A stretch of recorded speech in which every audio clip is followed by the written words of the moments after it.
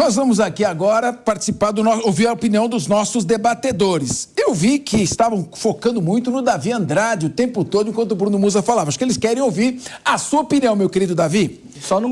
Tem um economista aqui, Jonathan Mosini. Ele define muito essa questão do welfare state, que é o estado do bem-estar social, que é a teoria do Keynes. Ele diz o seguinte: o cachorro ficou molhado porque saiu da casinha e pegou chuva. Concorda? Isso aí é o correto. Sim. Pela teoria de Keynes é o contrário. Está chovendo porque o cachorro saiu da casinha molhado. Então, eu queria que você fizesse uma abordagem seguinte.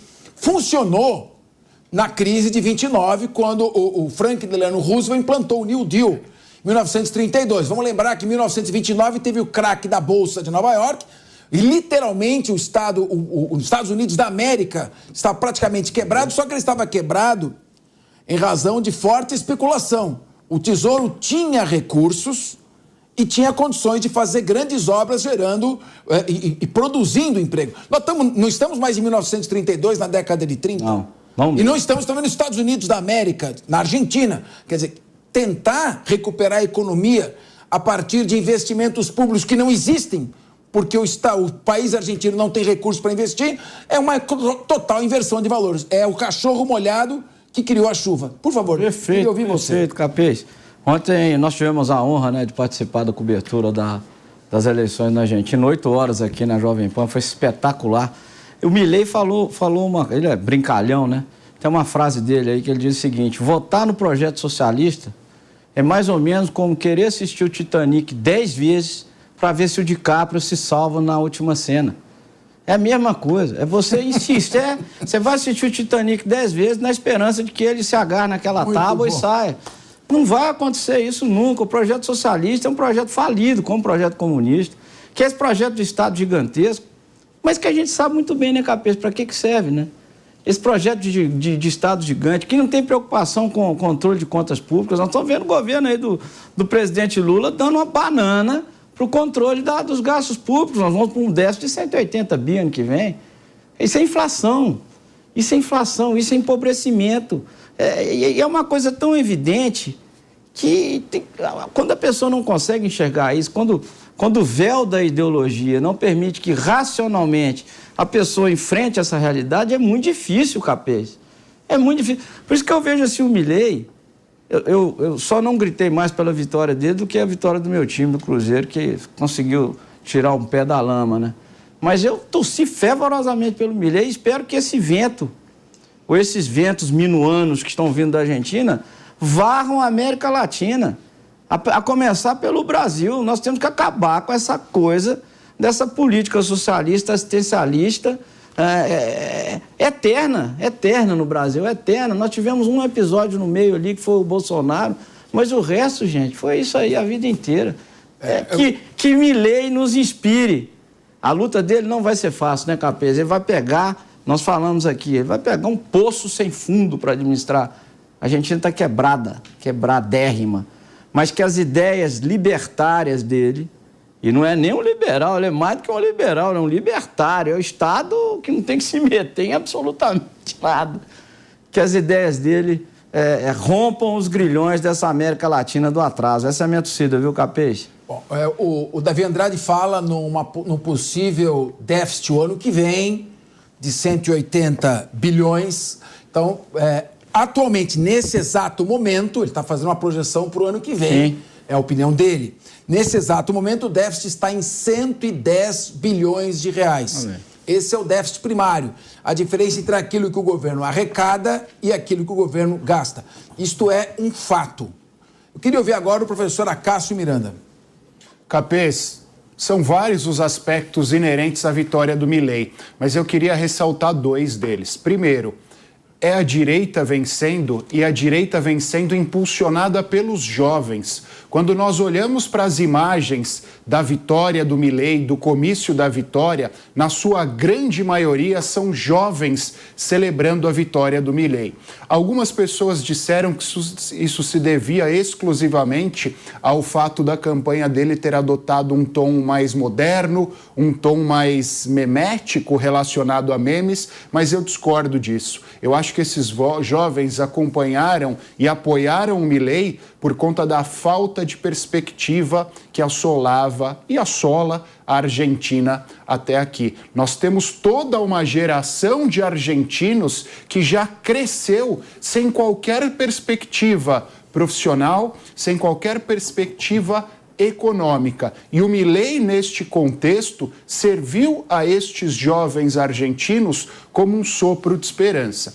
É óbvio, várias das propostas dele são propostas que talvez não parem em pé na prática. Várias das propostas dele, aliás, a maioria das propostas dele sofrerão forte resistência do peronismo no Congresso Nacional, porque o peronismo, independentemente da vitória do Milei, continua forte na Argentina. Então é necessário nós acompanharmos as cenas dos próximos capítulos, torcendo para que a Argentina tenha um futuro melhor que o seu presente.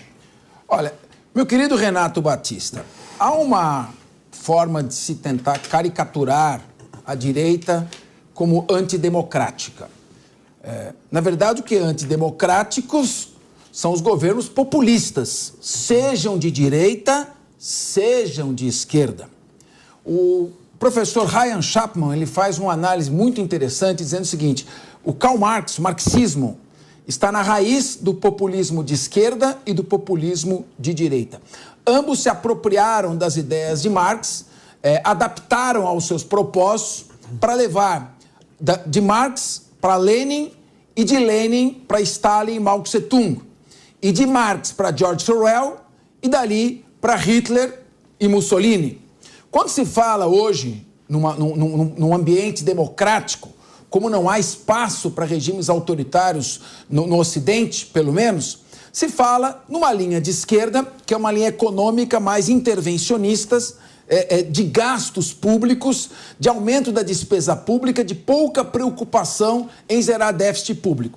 E uma linha liberal, capitalista, do lado direito, que acredita na liberdade econômica, no Estado mínimo, gerando condições para que as pessoas possam produzir. E, é claro, intervindo excepcionalmente para ajustar questões de vulnerabilidade. Como você vê o Javier Milei? Dentro de uma linha da direita caricaturada como autoritária ou numa linha econômica liberal economista? Capês, boa tarde a todos da nossa audiência. Olha, o Javier Milei, ele já está sendo caricaturado. Ele já está sendo caricaturado desde antes do primeiro turno.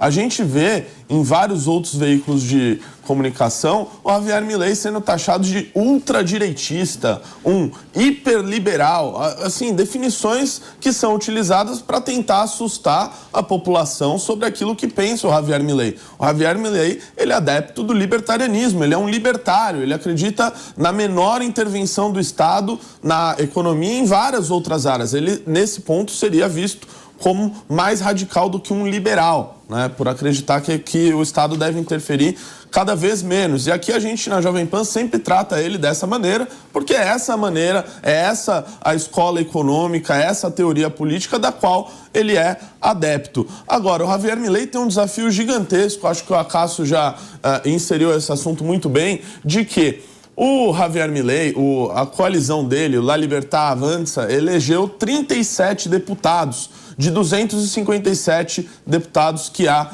na Argentina. Se juntar os deputados eleitos pela Juntos por el Cambio, que era aquela coalizão da Patrícia Burch, a terceira colocada, e do ex-presidente Maurício Macri, ele chegaria a 130 deputados. Seria uma espécie de maioria simples ali na Câmara dos Deputados da Argentina. Porém, essas coalizões têm partidos das mais diversas temáticas. Então, tem partidos nessas coalizões que não apoiam o Javier Milei. Qual que é o desafio dele a partir daqui? O desafio dele vai ser construir essa maioria, ter governabilidade. As propostas do Javier Milei são muito ousadas. E com a ousadia das propostas dele vem a complexidade de implementá-las. Então, justamente por isso, ele deve agora buscar tanto o apoio que ele teve muito forte da Patrícia Burch, do Maurício Macri, principalmente nessa reta final de campanha, da qual ele agradeceu muito e o fez ter uma votação muito expressiva na capital de Buenos Aires, ele que venceu em 20 das 23 províncias,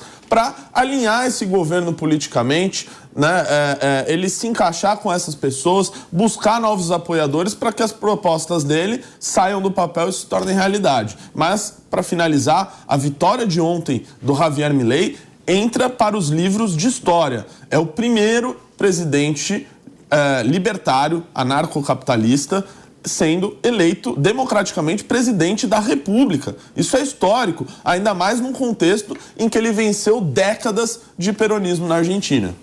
Meu querido delegado Palumbo, o Javier Milei, para muitos, está sendo definido como um político de extrema-direita.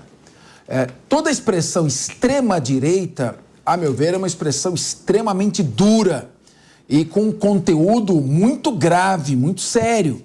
Vamos lembrar que você classifica como extrema-direita regimes radicais, totalitários, racistas como o nazismo ou fortemente autoritários como o fascismo, que é uma face menos intensa daquilo que veio a ser o nazismo, né? Agora, a extrema-esquerda, também como stalinismo, matou milhões e milhões de pessoas na Ucrânia, na União Soviética.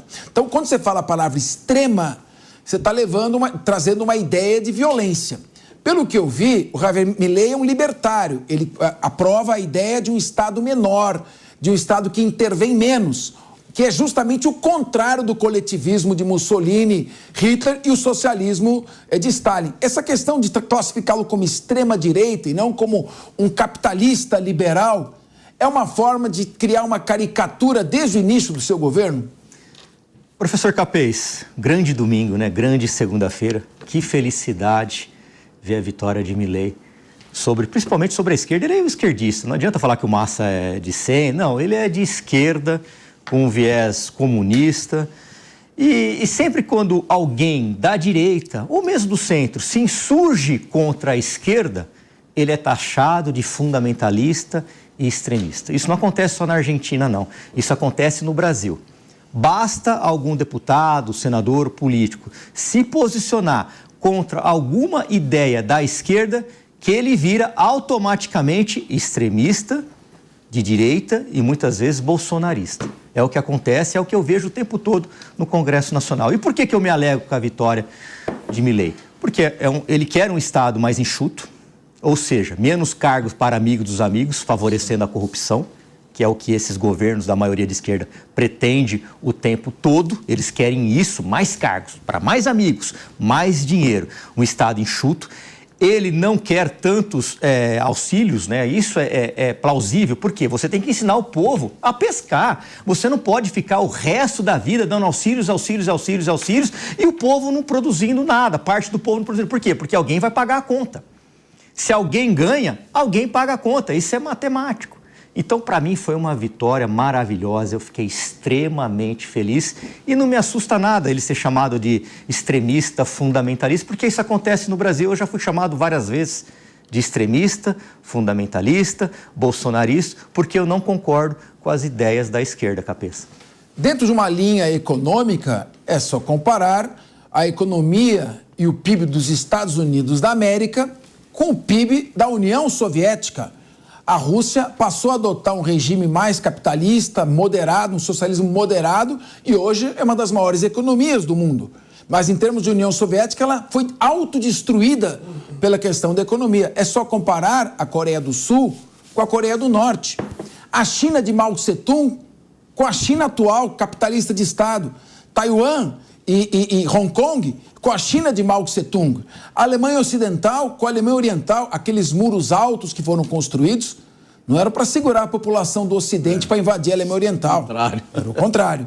Então, é uma questão histórica de que o Estado não consegue prover a todas as necessidades da população. E ele tem que facilitar para que as pessoas, por si sós, com os seus méritos, produzam, cresçam e colaborem com a economia. Como dizia Roberto Campos, o socialismo distribui pobreza e não riqueza.